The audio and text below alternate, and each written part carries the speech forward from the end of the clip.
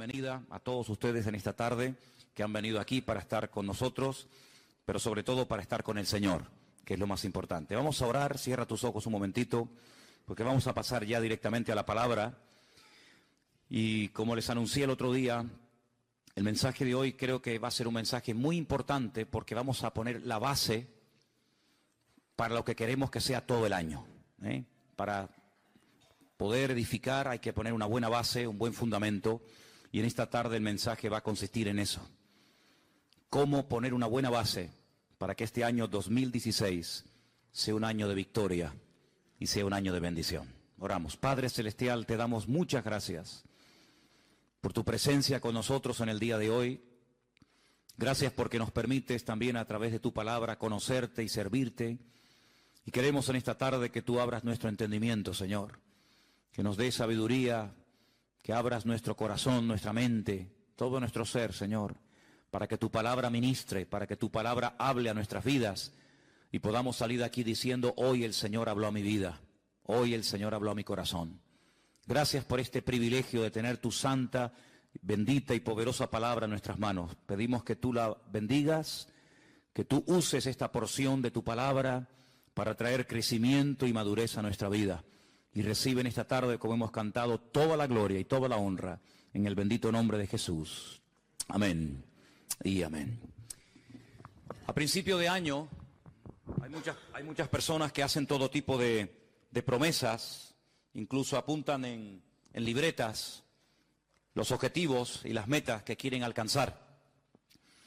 Y todos los años hay personas que siempre se ponen las mismas metas del año anterior y del otro y del otro. Primero, perder peso. Dicen que en este año o en las fiestas generalmente la gente engorda un promedio de 4 a 5 kilos. En algunos de ustedes se ha cumplido la profecía, Así que todos los años, la primera semana, los primeros 15 días del mes de enero, decimos, hay que perder esos kilos que hemos adquirido el año pasado. Y una cosa es perder, como decíamos en casa el otro día, una cosa es perder gordura y otra cosa es perder cordura. Así que procure perder la gordura y no la cordura, porque son dos cosas completamente diferentes. Después algunos dicen, voy a proponerme leer la Biblia desde el principio. Y comienzan a leer Génesis 1, Génesis 2, Génesis 3, y cuando llega ya febrero, marzo, se le fue el espíritu de lectura, ¿verdad? Otros dicen, voy a comenzar a estudiar inglés otra vez. Y empiezan otra vez a estudiar inglés y se aprenden verbos y palabras y amplían el vocabulario. Y todo tipo de promesas y todo tipo de cuestiones, ¿verdad? Pero yo no quiero que cometamos el error que hay algunas personas que cometen, y es que para poder vivir en victoria, para poder tener un año victorioso, como todos anhelamos tener, amén hermanos, primeramente hay que derrumbar mentiras. Ese es el primer principio. Creo que lo queríamos poner ahí. Despejar toda mentira, romper toda fortaleza que queriendo o sin querer se ha arraigado a nuestra vida. La verdad dice la palabra de Dios que nos hará libres. Y estamos de acuerdo en ello. Amén. Pero la mentira nos esclaviza. Y hay personas que creen en mentiras creyendo que son verdades. Y por eso no viven vidas victoriosas. No viven en la libertad gloriosa de los hijos de Dios. Así que antes de proponernos una meta, antes de decir voy a hacer esto, voy a hacer aquello, lo primero que tienes que hacer seriamente es romper toda mentira que esté en tu mente, que esté en tu estilo de vida. A veces son costumbres, a veces son pensamientos, traumas, recuerdos, etcétera, etcétera. Dice la palabra de Dios en 2 de Corintios, por ahí por el capítulo 10, que aunque andamos en la carne, no militamos según la carne. Porque las armas de nuestra milicia no son carnales, son poderosas en Dios para la destrucción de fortalezas, llevando cautivo todo pensamiento a la obediencia de Cristo. Tú no vas a ser libre, nunca, jamás serás libre, a menos que primeramente eches con verdades las mentiras que están en tu mente. ¿Cómo se puede vencer la mentira? Con la verdad. Por cada mentira que logres vencer hay que plantar una verdad en tu vida. Es lo primero que tienes que hacer. Hablaremos de esas mentiras en esta tarde. En segundo lugar, edificar nuestra vida sobre verdades. Ya hemos destruido las mentiras, ya las hemos eliminado, ya las hemos derrotado con la verdad de la palabra de Dios, pero ahora la verdad tiene que ser la base, tiene que ser el fundamento sobre el que vamos a construir nuestra familia, nuestro ministerio. Todo lo que vayamos a hacer en la vida tiene que tener una base, pero una base verdadera, un fundamento firme, no arenas movedizas, para que podamos aguantar los avatares y problemas y luchas y pruebas de la vida. Y finalmente, una vez que hemos destruido y roto fortalezas de mentira, hemos puesto un buen fundamento basado en la verdad, tenemos que interiorizar y practicar esas verdades. Hay gente que sabe muchas verdades, muchísimas, pero luego no las viven, luego no las practican. Y si queremos realmente que el año 2016 sea un año victorioso, lo primero, guerra a la mentira. Vamos a hacerle guerra a la mentira con la espada de la verdad, con el poder de la verdad. La verdad dice que nos hará libres, pues si nos hace libres la verdad, practiquemos la verdad, derrumbemos, rompamos toda mentira, todo complejo, todo trauma, toda mala historia con la verdad. Edifiquemos sobre esas verdades y practiquemos esas verdades y entonces vamos a ver grandes resultados. Pero decir, voy a leer la Biblia entera, voy a orar más, voy a comprometerme más con la iglesia y con el Señor, voy a estudiar más la palabra del Señor, voy a apuntarme a una escuela bíblica para adquirir conocimiento, voy a hacer y voy a hacer y voy a hacer. Pero si no has roto las mentiras de tu vida, esas mentiras van a ser como esas malas hierbas que a veces ahogan la semilla y aunque la semilla se plantó en tu corazón no dio fruto, porque dice la Biblia que a veces la semilla fue ahogada por las malas hierbas. Y queremos arrancar las malas hierbas de cuajo. ¿Cuántos dicen amén? Una vez que hayamos hecho estas tres cosas, que parece muy fácil decirlo, así muy fácil se ha dicho, pero a veces lleva toda una vida realmente el poner en práctica estos tres principios, ahora vamos a poder enfrentarnos a cualquier mentira.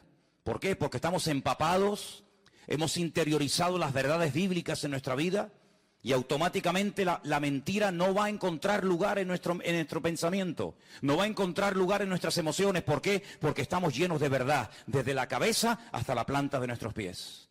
La mentira no se va a poder colar en nuestros pensamientos, en nuestra forma de hablar, en nuestra forma de comportarnos. ¿Por qué? Porque estamos llenos de verdad y la verdad nos protege. La verdad es como una muralla que el Señor construye a nuestro alrededor e impide que las mentiras penetren en nuestra vida.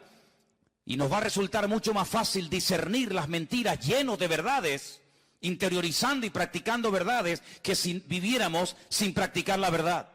La verdad no tiene que ser algo teórico, tiene que ser algo práctico todos los días de nuestra vida. ¿Cuántos dicen amén? Hay 5 grandes mentiras que, aunque parezca mentira, valga la redundancia, muchos creyentes han creído en ellas y las practican. Y cuando hablan con otros hermanos, cuando hablan con otras personas, comparten y están todos llenos de razones y cargados de buenas razones. Y están compartiendo mentiras y viven mentiras y planean su presente y condicionan su futuro en base a estas 5 mentiras de las cuales quiero hablar en esta tarde. Vamos, lo más seguro es que ninguno de nosotros nos encontremos identificados con las 5 grandes mentiras, pero seguro que más de uno de ustedes, con estas 5 mentiras que voy a compartir, con alguna te vas a ver tremendamente reflejado. ¿Estás dispuesto a exponerte a que esta tarde el Señor meta el dedo en la llaga y te diga, estás creyendo una mentira y por eso así te va y por eso no ves más la gloria del Señor en tu vida? ¿Estás dispuesto? La verdad nos compromete. La verdad es como un espejo que ponen delante de nosotros. Y cuando nos ponemos delante de un espejo, si te ves mal, no le eches la culpa al espejo. Si te ves gordo, si te ves feo, si te ves como te veas, no te enfades con el espejo. El espejo proyecta, el espejo refleja lo que ponen delante. Y por eso quiero hablar en esta tarde acerca de estas 5 mentiras. La primera mentira es, no me caso, no nos podemos casar todavía porque no tenemos dinero. Ustedes dirán, qué tontería. ¿Seguro? ¿Saben la cantidad de parejas? ¿Saben la cantidad de creyentes, jóvenes, que les gustaría formar una familia, que les gustaría casarse, que le gustaría vivir con él o con ella toda su vida, pero dicen, no nos podemos casar porque no tenemos dinero. ¿Y no será que no tienes dinero porque no te has casado? ¿No será al revés? Si no tengo dinero, no me puedo casar. Pero ¿y si mi caso no vendrá la bendición a mi vida? ¿Cuántos dicen amén? ¿Es muy difícil lo que estoy diciendo esta tarde? ¿Estoy predicando demasiado profundo? Yo soy muy simple a la hora de predicar. Soy muy claro y muy directo. Y es una gran mentira cuando hay jóvenes enamorados que se quieren, que saben que ese es el hombre de tu vida, que sabes que esa es la mujer que Dios ha puesto en tu vida para fortalecerte, para acompañarte, para ayudarte. Y por el maldito y dichoso dinero no se casan e hipotecan años preciosos de su vida que podían haber formado un hogar y venir hijos y servir juntos al Señor, pero no lo hacen e hipotecan su presente y también su futuro porque dicen, no tenemos dinero. ¿Y dónde dice la Biblia que tenemos que tener dinero para casarnos? Porque si la Biblia lo dijera, yo tendría como predicador, como pastor, la obligación de decirte, hermano, usted no se puede casar mientras usted no tenga dinero. Pero como la Biblia no lo dice, ni en ninguna parte de la Escritura encontramos que el requisito básico e indispensable para que dos jóvenes enamorados se puedan casar y formar una familia es tener dinero, no te lo puedo enseñar. Hay bendiciones que no vienen porque la gente no está dispuesta a pagar el precio.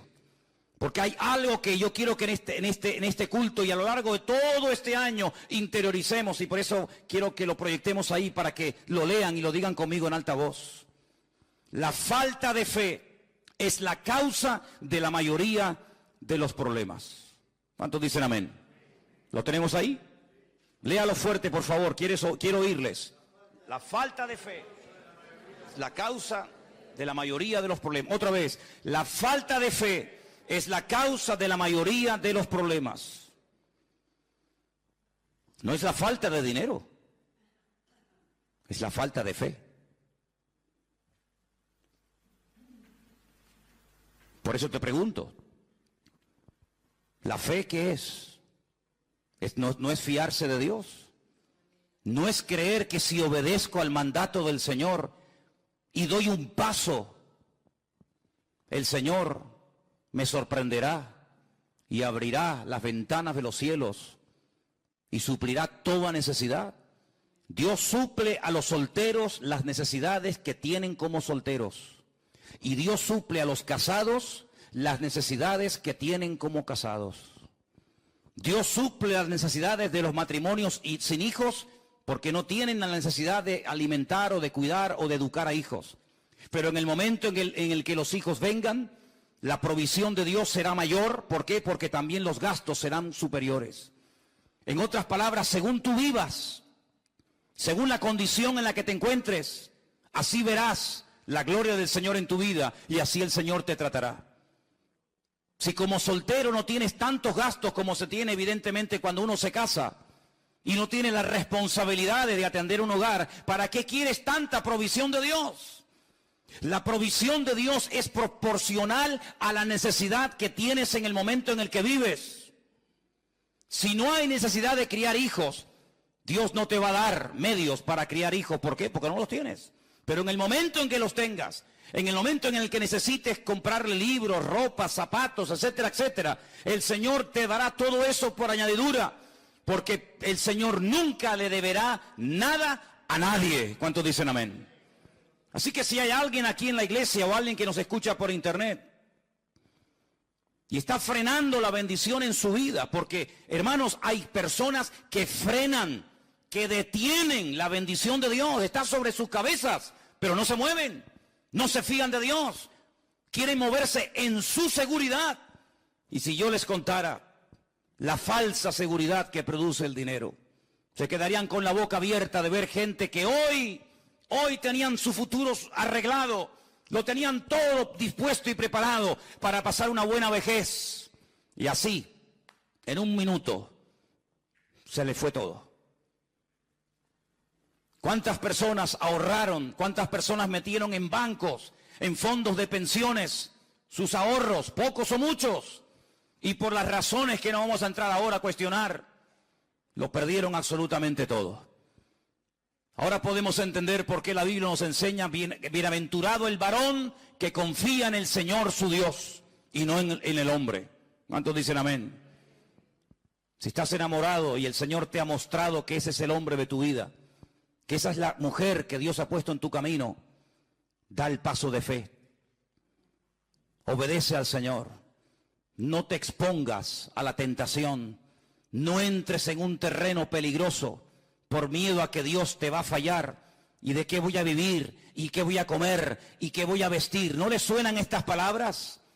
¿No le suenan estas palabras? Me llama la atención que hace 2000 años atrás, nuestro amado y querido Señor Jesucristo dijo: los gentiles, la gente que no me tienen a mí, la gente que no me conoce a mí, la gente que no cree en mis promesas, están todo el día dándole vueltas a la cabeza qué voy a comer y qué voy a ponerme de ropa y dónde voy a ir y cómo voy a pagar esto. Así hablan los gentiles. Escucha un par de minutos a un inconverso y al momento te darás cuenta, este no tiene el Dios que yo tengo. Hace unos días una persona de este barrio me dice: para mí el 2016 va a ser exactamente igual que el 2015.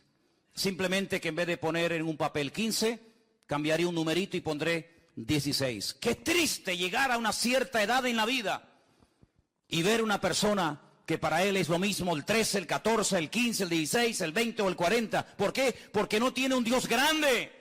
No conoce a un Dios poderoso como el que tú y yo tenemos. ¿Cuántos dicen amén? Yo no me quiero poner como ejemplo de nada. Pero si algún día quieren saber en qué condiciones, cómo nos casamos Elena y yo, la verdad es que a veces me río cuando veo gente que dice: es que no me caso porque no tenemos dinero.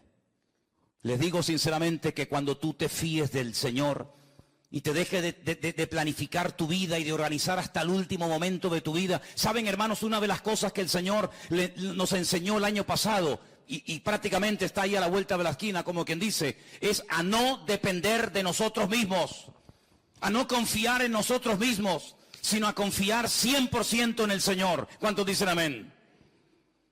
Y en estos tiempos de crisis, muchos hermanos vieron más la gloria y la provisión de Dios que cuando tenían abundancia y les sobraba de todo. Porque como dije recientemente en uno de los cultos más atrás, en la Biblia se nos enseña a vivir el día a día y no el mes a mes. Dice la Biblia: el pan nuestro de cada día, dánoslo hoy. Si el Señor te ha respondido y te ha mostrado y hay confirmación y hay paz en tu corazón de que ese es el chico, la chica, el hombre, la mujer de Dios para tu vida, adelante, adelante. Y el Señor, la bendición que está sobre tu cabeza, te la derramará y te quedarás sorprendido y después vas a decir: ¿por qué no me casé antes? ¿Cuántos dicen amén? La segunda gran mentira que muchos creen, y no te puedes imaginar cuántos creyentes creen en esta gran mentira, es que yo sé que Él es el hombre de mi vida, yo sé que ella es la mujer de Dios para mi vida, pero no nos podemos casar, porque si nos casamos, me quitan la paga. Porque ustedes saben que en este país, no sé los viudos, pero a las viudas reciben una paga de 150.000 euros mensuales. ¿Sabían eso, no? ¿No? En España a las viudas les dan 150.000 euros mensuales. Ay, perdón, 400. Exagerado soy. ¿Qué estaría yo pensando? 400 euros le dan, nada más o menos. 500. Pero hermanos, 500 euros es un billete, ¿sí o no? ¿Los han visto alguna vez? Dice, no. Bueno, existen, hermano, existen. Son rosaditos, pero hay poco. No están mucho en las iglesias. Suelen estar por Suiza, paraísos fiscales, de banco en banco, de casino en casino. No les gustan mucho los cultos, no frecuentan mucho los cultos. Las moneditas sí. Hola, ¿qué tal? Vengo del culto. Esta mañana estuve en la iglesia bautista. ¿Dónde vas? Estar a la iglesia de Manolo. Eso sí, eso se van. Son muy espirituales las monedas. Los de 500 son carnales. No les gusta pisar una iglesia. No les gusta nada el Señor. No sé por qué será. Pero existen. Hermanos, ¿sabe qué? A veces somos muy propensos a cuestionar y a criticar a ciertos y determinados personajes de la Biblia por lo que hicieron o por lo que dijeron. Decimos, pero Pedro, ¿cómo pudiste negar del Señor? Dudar del Señor y ahogarte cuando estabas caminando por encima de las aguas y viste al Señor a tu lado? ¿Cómo pudiste dudar? Hermano, ¿y nosotros? ¿Y nosotros? ¿Y cómo pudo Moisés bajar de la montaña después de haber estado 40 días de ayuno y oración y tirar por el suelo la obra de Dios, las tablas de los 10 mandamientos en un momento de enfado? ¿Cómo pudo hacer aquello? Ay, hermano, ¿y usted y yo? No hemos perdido nunca los nervios ni nos hemos enfadado, todos los hemos hecho perfectos. ¿Y cómo pudo fulanito? ¿Y cómo pudo David? ¿Y cómo pudo Menganito hacer tal y aquello? Ay, hermano. ¿Y cómo es posible que un cristiano que lleve toda la vida en la iglesia sea capaz de vivir años y años en adulterio, acostándose cada semana y cada día con su marido, con su esposa, y no queriendo poner su vida en orden por una paga de 400 euros? ¿Así valoras a Dios? ¿Eso es lo que vale tu testimonio? ¿Eso es lo que vale la santidad? ¿400 euros? ¿500? ¿600? ¿1000? ¿1 millón? ¿Eso es lo que vale tu santidad? Qué bonito es venir a la iglesia y hacer lo que me da la gana, ¿verdad? Qué bonito es decir, no, yo organizo mi vida, mi tiempo, mis pagas, mi tiempo libre, mi mujer, mi marido, mi esto y aquello, pero después voy al culto y el Dios me tiene que hablar, me tiene que bendecir, me tiene que ayudar, me tiene que dar trabajo, tiene que proveerme esto y aquello. Pero hermano, las condiciones no las pone usted, las condiciones las pone el Señor. ¿Cuántos dicen amén? Y sin santidad, mi Biblia dice, y la suya también, sin santidad nadie verá al Señor. Pues lamentablemente tengo que decir que he conocido y conozco creyentes que no se casan ni ponen su vida en orden porque el Estado les quita la paga. Y hermanos queridos, ¿y no creen ustedes que a lo mejor si se pusieran en orden delante del Señor, el Señor le daría mucho más que esa paga del hombre? Y verían cómo el Señor es fiel y cómo el Señor bendice a la persona obediente y que se fía de Dios. ¿Cuántos lo creen conmigo? Gloria a Dios. Otra gran mentira, no nos casamos porque no tenemos dinero, no nos casamos porque nos quitan la paga. ¿Quiere más? No tenemos hijos, no podemos de momento tener hijos, porque la vida está muy difícil. Y algunos cuando quieren tenerlos no les vienen. Hicieron todo lo humanamente posible para evitar que vinieran. Y algunas parejas, no muchas, pero conozco algunas que cuando quisieron que vinieran, no venían. Y veían a otras parejas cómo tenían hijos, pero ellos no. Y ya no hacían nada para evitar el tenerlos, pero ya no venían, ¿verdad? Como si nosotros pudiéramos negociar la vida o la muerte, el sí o el no, el estar o no estar, deseosos de ser padres por una situación económica. Ya sé que la vida que vivieron nuestros padres, nuestros abuelos y nuestros antepasados no tiene nada que ver con la vida, con las exigencias de un joven, o de un niño, o de una pareja hoy en día. Ya sé todo eso, ya lo sé. Ya sé que antiguamente se tenían un montón de hijos y no se pensaba si estudiaban o si no estudiaban esto o aquello.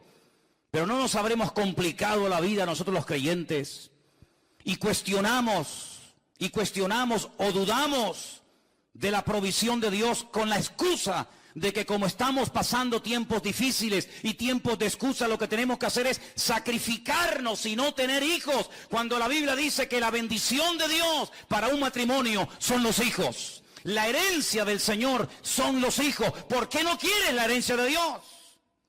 ¿Por qué no quieres tener la herencia del Señor? Cuando lo más hermoso en la vida es poder tener entre tus brazos a un hijo tuyo y a una hija tuya. ¿Cuántos dicen amén? Padres y madres que están aquí, ¿estamos de acuerdo, sí o no? Lo más hermoso del mundo es tener un hijo y tener una hija. Lo más hermoso. No hay gozo, no hay alegría más grande en la vida que tener a un pequeñín corriendo por tu casa. Hermano, perdonen la expresión, pero hasta cuando hace caquita, hasta te alegra, porque la caquita de tu hijo es la más especial de la tierra. Es increíble. Y se la enseñamos, mira cómo la hace, mira cómo es. Y el otro dice, hermana, por favor. No, pero es hermosa, hermana. Es increíble, hermanos, cómo se pierden esa bendición tantas parejas. Tantas parejas se pierden esa bendición. No crean esa mentira, es una mentira, es una mentira. ¿Cómo que yo tengo que estar sobrado económicamente para poder tener hijos? ¿Pero qué te crees que eres tú? ¿Dios o qué? Es el Señor el que organiza nuestra vida, no somos nosotros. Pero vivimos en un contexto, en un sistema que nos ha engañado y nos ha cegado, creyendo que nosotros hasta podemos organizar nuestra vida. Cuando la Biblia dice, no vivo yo, mas vive Cristo en mí. Y te vuelvo a repetir, en el momento en el que vengan los hijos y vengan más necesidades, evidentemente, también vendrán más bendiciones de parte del Señor. Si tienes 3 hijos, Dios te proveerá para 3 hijos. Si tienes 10, Dios te proveerá para 10. Y si tienes 500, que lo dudo, pues para 500 el Señor te suplirá. No tienes que tener ningún temor. ¿Cuántos dicen amén? No tengan ningún temor. Es más, tener hijos cuando te sobra, lo hace cualquiera. No tienes que ser ni creyente. Si tienes 1 millón de euros en el banco y ganas un sueldazo tú todos los meses y tu mujer otro tanto, bueno, sí. ¿Y no será que después quieres viajar y conocer mundo y ir por aquí, ir por allá y los hijos son un estorbo y ya nos van a frenar y nos van a cortar la libertad? Entonces, ¿qué quedamos? No tenemos hijos porque no tenemos dinero. Y cuando tenemos mucho dinero queremos pegarnos la gran vida y de momento vamos a disfrutar. Y a veces he escuchado esa barbaridad decir, no, vamos primeramente a disfrutar y después que vengan los hijos. Y los hijos escuchando. Es como cuando una madre me dice, nosotros no queríamos que vinieran más hijos, pero bueno, vino esta. Y recuerdo una vez que una niña se quedó mirando a su mamá y le dijo, esto es verdad, ¿eh? Mamá, ¿tú no querías que yo viniera? No, calla, hija, que tú no son conversaciones de adultos. Sí, entienden. Claro que, ¿cómo no van a entender? ¿Son tontos o qué? Entienden más que lo que tú te crees.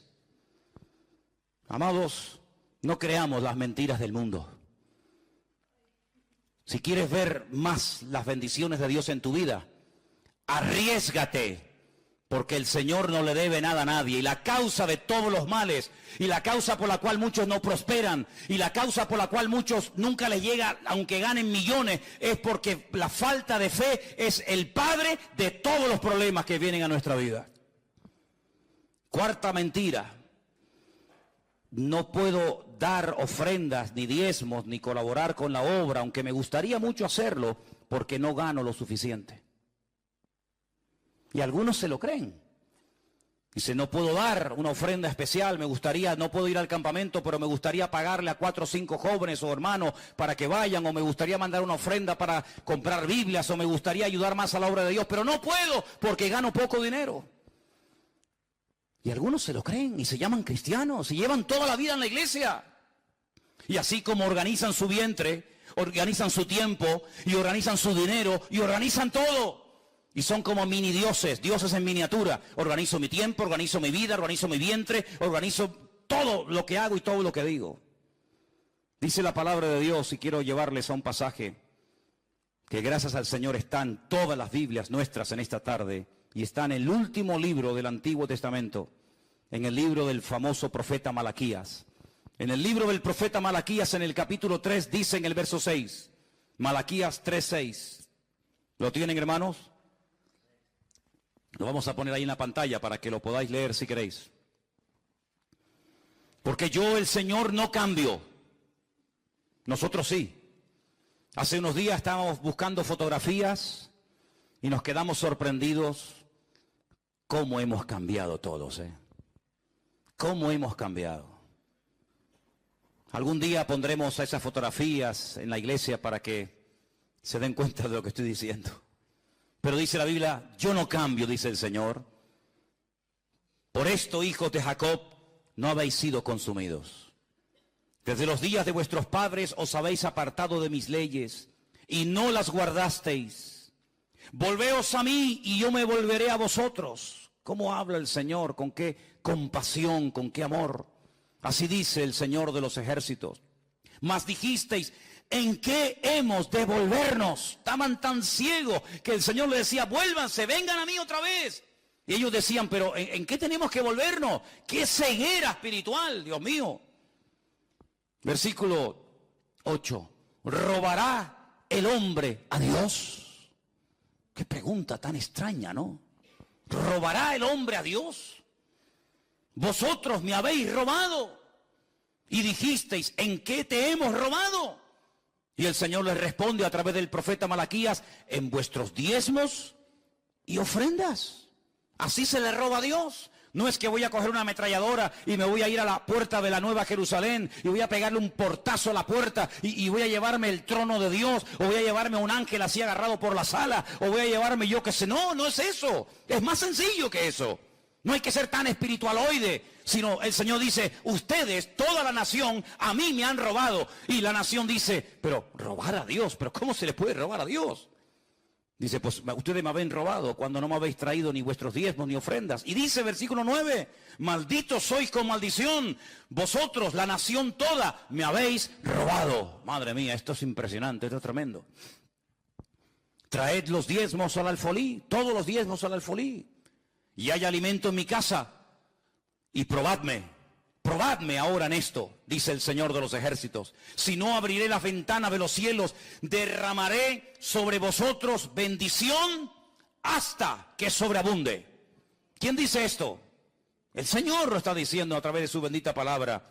Y dice algo más en el verso 11, que a veces parece como que no es importante, pero es muy importante. Dice, reprenderé, aparte de lo que ya ha dicho en el versículo 10, añade, reprenderé también por vosotros al devorador. Mi pregunta es, ¿quién es este devorador? ¿Quién es este? ¿Quién es el devorador? Satanás, el diablo, el que devora, el que viene a matar, a hurtar, a destruir. Llámalo calumniador, Satanás, padre de mentira, devorador. Tiene más de 27 títulos o nombres en la Biblia, para que sepamos cómo se mueve, cómo actúa, cuál es su naturaleza. Uno de ellos, el devorador, el que lo traga, el que lo consume todo. Lo reprenderé. Y no os destruirá el fruto de la tierra, ni vuestra vid en el campo será estéril, dice el Señor de los ejércitos. Amigo, yo creo que Él tiene la suficiente credibilidad como para creer en Él y no dudar de Él, ¿sí o no? Esto no es una promesa de Zapatero, ni de Rajoy, ni de fulano de Mengacho, es una promesa del Señor. Yo reprenderé al devorador. Habrán millones de insectos y millones de plagas en el mundo, pero si ustedes hacen lo que tienen que hacer, yo mantendré a raya, yo lo mantendré a raya. Vuestra vid no se va a echar a perder. Habrá bendición hasta que sobreabunde, dice el Señor. Y todas las naciones, versículo 12, todas las naciones os dirán, bienaventurados, porque seréis tierra deseable, dice el Señor de los ejércitos. Unas promesas tremendas, que muy pocas veces se leen, pero en este primer domingo del año creo que vienen bien leerlas. Entonces, haga lo que tiene que hacer, cumpla delante de su Dios con lo que tenga que cumplir y deje los resultados en las manos del Señor. Yo no soy como esos predicadores que abundan por ahí, cada vez hay más, lamentablemente, que todo lo arreglan con diezmos y ofrendas. Usted está enfermo, ofrende y diezme. Usted tiene un problema en el matrimonio, ofrende y diezme. Yo no soy de esos cuatreros del púlpito que despellejan a las ovejas y se pegan la gran vida a costa de la pobre gente. Yo no soy de esos. Al contrario, totalmente enemigo de ese evangelio, que ni es evangelio ni es nada. Y ellos lo saben. Pero sí soy una persona que cuando la Biblia dice algo, mi obligación es decirlo. Y la palabra del Señor nos enseña que si queremos ser personas prósperas, económicamente hablando, materialmente hablando, hay unos principios ineludibles. Hay algo que yo tengo que hacer como padre de familia, como hombre, como matrimonio, cosas que tenemos que hacer. Y cuando las hagamos, la bendición viene. Eso sí dice la Biblia. Y yo se lo dejo ahí para que usted lo analice y coma el pescado y deje las espinas a un lado. La quinta y última mentira: no puedo asistir a los cultos, tengo que trabajar mucho, tengo que hacer muchas horas extras, porque tengo muchas cosas que pagar, tengo muchos gastos, y han creído en la mentira que cuanto más horas trabajan, más dinero van a ganar. Y eso es falso. Hay gente que está trabajando más que nunca y ganando menos que nunca. ¿Qué le parece? No puedo ir al culto el jueves. ¿Por qué? Pues estoy trabajando. No tengo que hacerlo, pero yo voy a quedarme porque tengo que hacer horas extraordinarias. El domingo tampoco puedo ir, y al retiro de febrero no cuenten conmigo. Ay, cómo me gustaría ir, pero no puedo porque tengo... Cuando dice la palabra de Dios, buscad primeramente el reino de Dios y su justicia. Y todas las demás cosas vendrán por añadidura. Yo me imagino, y por eso me adelanto, para que no se infiltre esa mentira entre nosotros con este anuncio que acabo de dar hace un instante del retiro para el mes de febrero, que algunos ya habrán dicho en su corazón, ¿cómo me gustaría ir? Pero no tengo dinero. Y si tú supieras que es al revés, lo primero que tienes que hacer es, yo voy a ir, porque si yo voy a ir, el Señor me va a dar el dinero para poder ir. Yo he ido docenas de veces a Israel. Jamás en mi vida me he preguntado cómo voy a ir. El Señor, cuando ve que hay en el corazón de una persona un deseo genuino y real de conocer y de visitar su tierra, el Señor a esa persona milagrosamente le provee todo lo necesario para que pueda ir. Hace años que aprendí, y lo aprendí, y ahora les voy a contar un testimonio que por poco me cuesta la vida. Aprendí que mi agenda y aprendí que mis necesidades, quien las suple, es el Señor. En el año 90, fíjate lo que ha llovido, algunos de ustedes ni habían nacido. En el año 90, en enero del 90, yo me encontraba en lo alto de una montaña en Galicia orando. Tenía un coche muy lindo que me habían regalado mis suegros.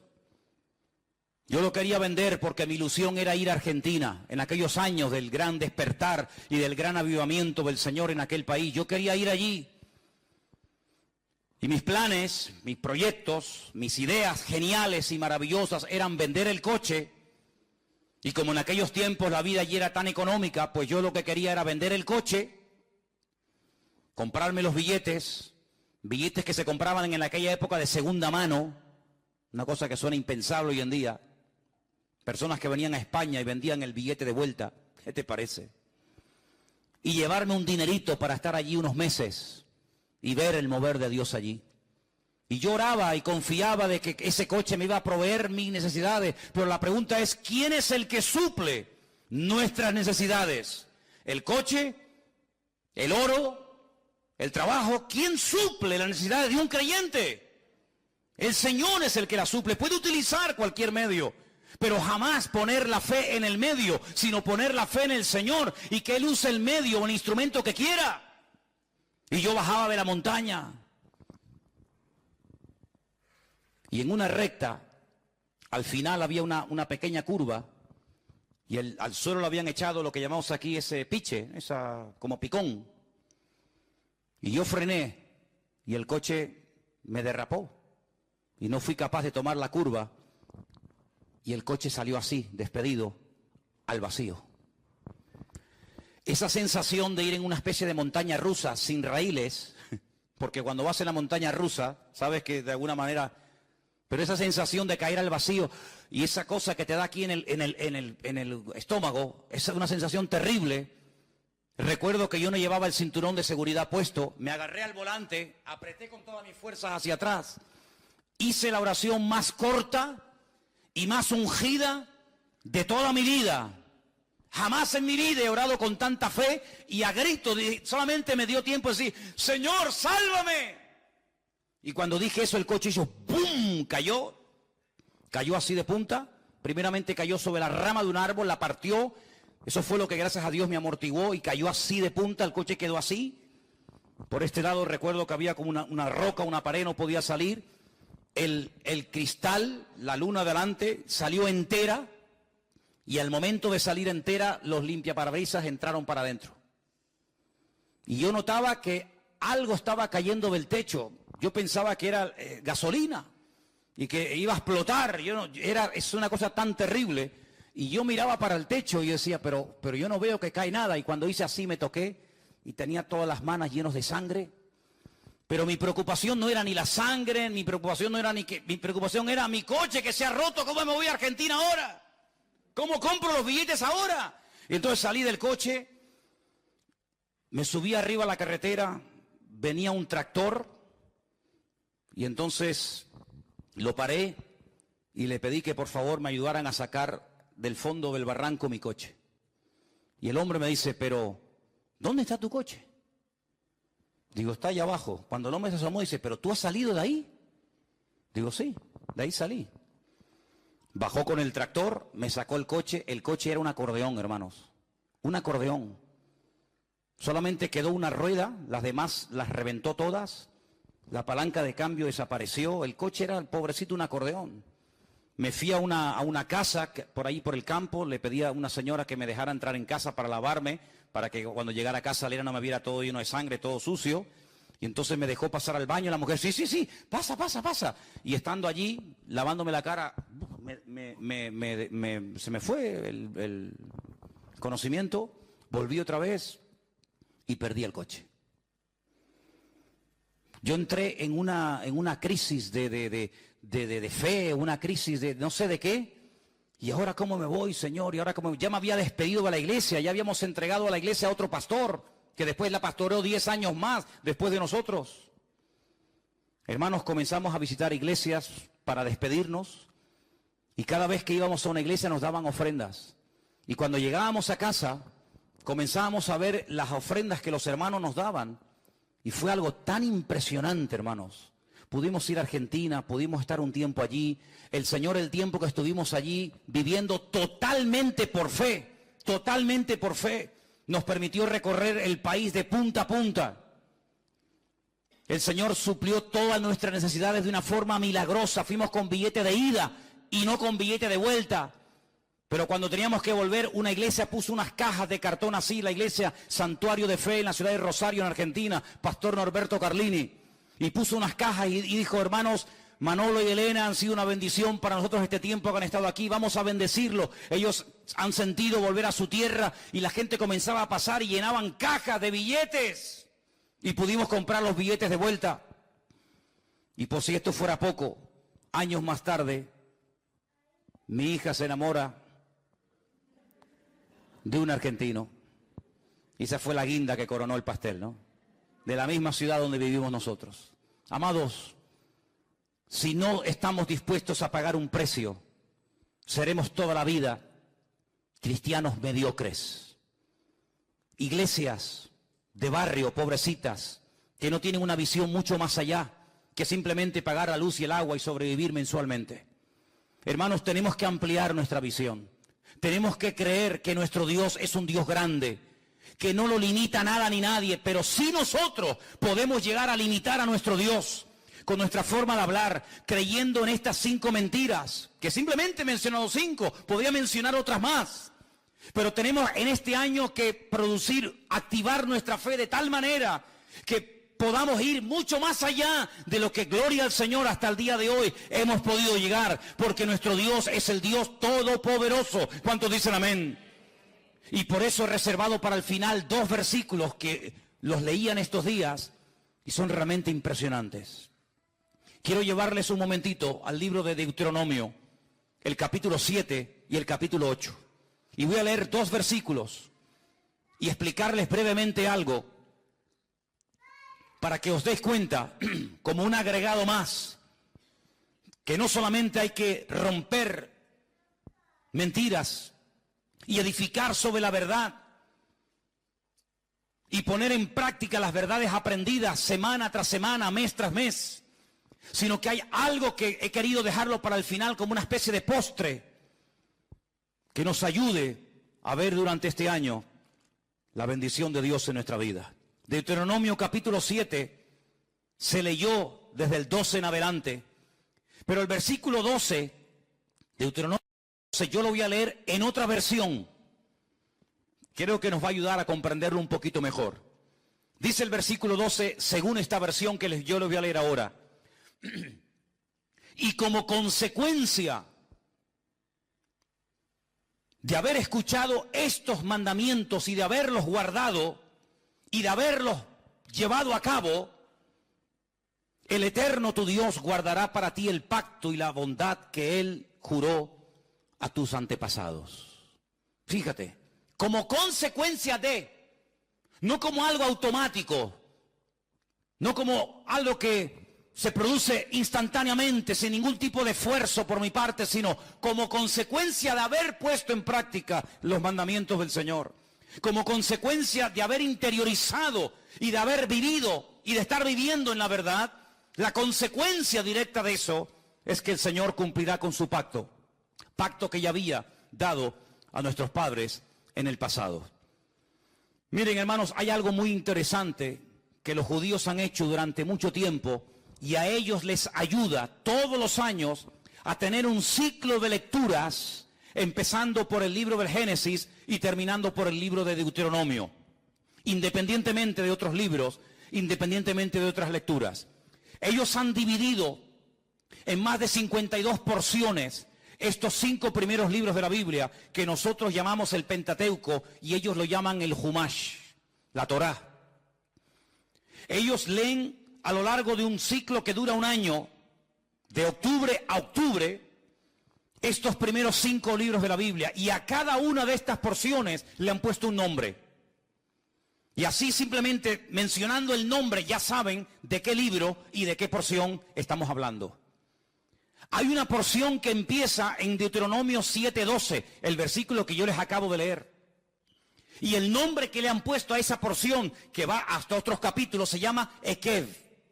Ekev. Y la palabra Ekev significa talón, el calcañar. Y uno dice, ¿y qué tiene que ver la palabra Ekev con esta porción de la Biblia? Claro, usted lee el versículo 12 y la palabra talón no la ve por ninguna parte, ¿verdad? Usted ve la palabra talón en el versículo 12 por ninguna parte, pero en hebreo está. En hebreo está. Y es interesante notar, cuando uno lee el libro de Josué, que cuando ellos van a entrar a tomar posesión de la tierra, por fin, después de 40 años de dar vueltas y vueltas y más vueltas en el desierto, hay algo que tienen que hacer los sacerdotes. Ustedes lo pueden leer en Josué capítulo 3, del 13 al 17, cuando lleguen en casa, lo leen tranquilamente. Josué 3, del 13 al 17. El Señor le dice a Josué, dile a los sacerdotes que portaban el arca, que cuando ellos entren y mojen sus calcañares, sus tobillos, cuando las plantas de sus pies entren a las aguas del río Jordán y se queden firmes, quietos, sin moverse en medio del río Jordán, las aguas que vienen del norte de Israel se detendrán. Y evidentemente las aguas que van hacia el sur, que entran en el Mar Muerto, se irán. Y se producirá un vacío, y entonces aprovechen para penetrar y cruzar el río Jordán y tomar posesión de la tierra prometida y conquistar la tierra de Jericó.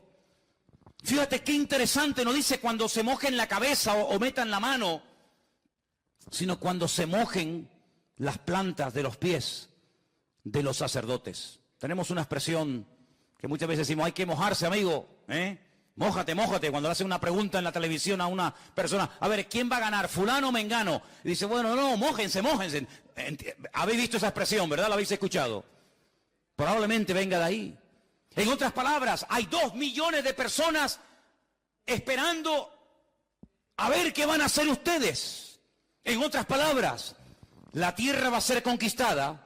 Vamos a poder pasar de la rutina a la libertad gloriosa de Canaán cuando ustedes decidan que las cosas cambien. Ya hemos estado demasiado tiempo en el desierto dando vueltas. Si los sacerdotes dicen, está bien, sabemos cuál es nuestra obligación, sabemos lo que tenemos que hacer, pero mañana, otro día, el pueblo iba a estar detenido, miles y miles de personas, familias, jóvenes, ancianos, iban a estar detenidas porque unos señores no terminaban de interiorizar una verdad que ya conocían. ¿Cuál era? Mojarse la planta de vuestros equef, de vuestros talones. Una vez que ustedes hagan su parte, el milagro se producirá. Y como resultado, como consecuencia de haberse producido el milagro, toda esta nación será afectada positivamente. De ustedes depende. Ahí está la tierra, yo estoy con ustedes, nadie les podrá vencer jamás, aunque sean más numerosos, aunque estén mejor armados, aunque sean más fuertes, no pasa nada. Aquí empieza hoy un cambio. Aquí empieza hoy un principio de una vida nueva. De ustedes depende, amigos. Esa es una explicación. La otra explicación es que en el versículo 12 el Señor dice: cuando ustedes cumplan y pongan en práctica estos decretos que yo les mando hoy, y habla de decretos en plural, mishpatim. En otras palabras, cuando la gente menosprecia algo, es como si lo pisotearan. Dice: no echéis las perlas a los cerdos, no sea que las pisoteen y se vuelvan contra vosotros. Es decir, lo que la gente menosprecia, como la obediencia al Señor, como la fidelidad al Señor, como poner nuestra fe y nuestra confianza en Él, lo que la gente menosprecia y pisotean con sus pies y con sus talones, vosotros cumplidlos. Y cuando lo cumpláis, entonces podréis ver la gloria de Dios, y el pacto que hice con vuestros padres se cumplirá, y veréis la bondad y la misericordia del Señor. Eso es lo que está diciendo el Señor. Por otra parte, cuando vamos al capítulo 8, encontramos en el versículo 1 algo muy interesante. En nuestra versión española dice: cuidaréis de poner por obra todo mandamiento que yo os ordeno hoy. En el capítulo 7, la palabra mandamientos está en plural. Y en el capítulo 8, verso 1, la palabra mandamiento está en singular, no dice mandamientos. Y aparte hay otra cosa muy importante, que es el artículo. Cuidaréis de poner en práctica el mandamiento, todo el mandamiento. En otras palabras, cuando empieces a cumplir algo, cúmplelo todo. No te quedes a medias. Porque si te quedas a medias y no practicas el 100% de la verdad, es como si no hubieras practicado absolutamente nada de la verdad. Hay gente que comienza a caminar en fe. Le dices: mira, la única manera de que el Señor perdone tus pecados es arrepintiéndote, creyendo en la obra de Cristo en la cruz por ti, pidiéndole perdón, aceptándolo en tu corazón, confesándolo con tu boca como tu Señor y Salvador, y si lo crees y lo haces hoy y aquí, serás salvo y pasarás de muerte a vida. Y lo creen, y lo hacen. Y todos los que estamos aquí, o la mayoría, lo hemos hecho. ¿Sí o no? Al poco tiempo esas personas comienzan a leer la Biblia. Y nace de ellos o de ellas, y aquí ha pasado continuamente, todos los años pasa continuamente este milagro, que vienen y te dicen: oye, ¿cuándo me puedes bautizar? Y yo les digo a esas personas: ¿y quién te habló del bautismo? Porque no te dije: oye, que ya han pasado unos meses o ha pasado un año y tienes que bautizarse. No, sino que ese acto de obediencia que nació un tiempo atrás aceptando al Señor, ha ido creciendo, esa fe ha ido creciendo y nace espontáneamente porque lo pone el Espíritu en el corazón de esa persona, el que se tenga que bautizar. Y así comienza a avanzar, y tú ves cómo crece y cómo va madurando y cómo va invitando a otras personas para que conozcan al Señor y cómo va creciendo en el Señor. Pero llegará el momento cuando tendrás que tomar decisiones no tanto de tipo espiritual, como aceptar a Cristo, como el bautismo en agua, etcétera, sino decisiones de tipo material, de tipo familiar, etcétera, etcétera. Y es ahí donde el Señor te dice: tienes que cumplir con todo el mandamiento. Es decir, empezaste bien, sigue caminando, sigue avanzando, no te detengas, no te frenes. No es que fulanito, no, olvídate de todo eso. Dice: no te apartes ni a diestra ni a siniestra, para que todo te vaya bien y seas prosperado en todo lo que emprendas para el Señor. ¿Cuántos dicen amén? Es decir, para derrotar esas mentiras y que nunca más en el 2016 ninguna de estas 5 mentiras que hemos hablado esta tarde, un poco de ellas, ni ninguna otra encuentre cabida en mi vida, tengo que llenarme de verdades. ¿Y dónde están esas verdades? ¿Dónde me alimento de esas verdades? Aquí las tienes, hermano. Más cerca de ti imposible. Aquí tienes las verdades. Cómo tienes que vivir como hombre, como mujer, como soltero, como hijo, como padre, como madre. ¿Qué tienes que hacer con tu tiempo? ¿Qué tienes que hacer con tu dinero? ¿Qué tienes que hacer con las decisiones a corto y a largo plazo? Aquí están todas las verdades, todo lo que usted necesita saber está aquí. Pero ¿cuál es el problema? Que a veces la gente comienza a llenarse de la información que nos da el periódico, de la información que nos da la televisión, de la información de lo que está pasando aquí y por allá. Y entonces la fe se contamina. La fe se enferma, la fe se debilita y comenzamos a preocuparnos. ¿Y qué va a pasar con mi vida? ¿Y si me echan del trabajo? ¿Y si ahora resulta que no me dan los papeles que tanto he luchado por tener? Lo que les digo a la gente, hermanos, nuestra fuente de información no es el mundo, no es Telecinco, no es Antena 3. Nuestra fuente de información correcta y verídica y las verdades que nos van a cambiar la vida están aquí en su bendita palabra. ¿Cuántos dicen amén? El Señor dijo, escudriñad las Escrituras, léanlas, memorícenlas, enséñenselas a los niños, que las aprendan desde pequeñitos, para que cuando sean grandes y sean bombardeados a través de la televisión, de la radio, de la prensa, en los colegios, en las universidades, estén firmes sin titubear. ¿Por qué? Porque la verdad trae firmeza, porque la verdad trae, hermanos, calma a nuestro espíritu. La verdad nos hace libres y nos hace felices en la vida. ¿Cuántos dicen amén? Por eso, hermanos, tenemos que tomar hoy, primer domingo del año, una decisión. Mojarnos los pies en las verdades del Señor. Y quiero terminar citándote unas palabras de un sabio llamado Salomón, el hijo del rey David. Escribió un libro que algunos dicen que era como su diario personal. ¿Saben lo que dijo? Después te digo dónde está. Cualquier persona que diga que los tiempos pasados fueron mejor que los tiempos presentes, no hablará con sabiduría. ¿Qué te parece? ¿Eso está en la Biblia? Sí. Eclesiastés 7:10. Cualquier persona que diga, pero antes la vida era más tranquila, antes se vivía mejor, antes no sé qué. Hermanos, no tenemos que mirar atrás. Las cosas viejas pasaron. Nuestros padres, ¿a dónde se fueron? Nuestros abuelos, ¿a dónde se fueron? Que no eran creyentes, por lo menos en mi caso, a Cuba, a Argentina, a Venezuela, a Brasil, a lugares donde se les abría un mundo de posibilidades. Europa estaba recién salida de una guerra civil. Europa estaba destruida por una segunda guerra mundial, donde murieron 66 millones de personas, naciones, países enteros arrasados completamente. ¿A dónde huías? ¿A dónde ibas? ¿A Alemania? ¿A España? ¿A Francia? ¿A Italia? ¿A dónde ibas? Así se fueron millones de italianos, españoles, vascos, escoceses, ingleses. ¿A dónde se iban? A Latinoamérica, porque no eran creyentes. Pero ahora nosotros somos creyentes. Y nosotros no tenemos que irnos a Dubái, que me han dicho que hay mucho trabajo. A Bilbao, que dicen que allí los vascos pagan mucho dinero.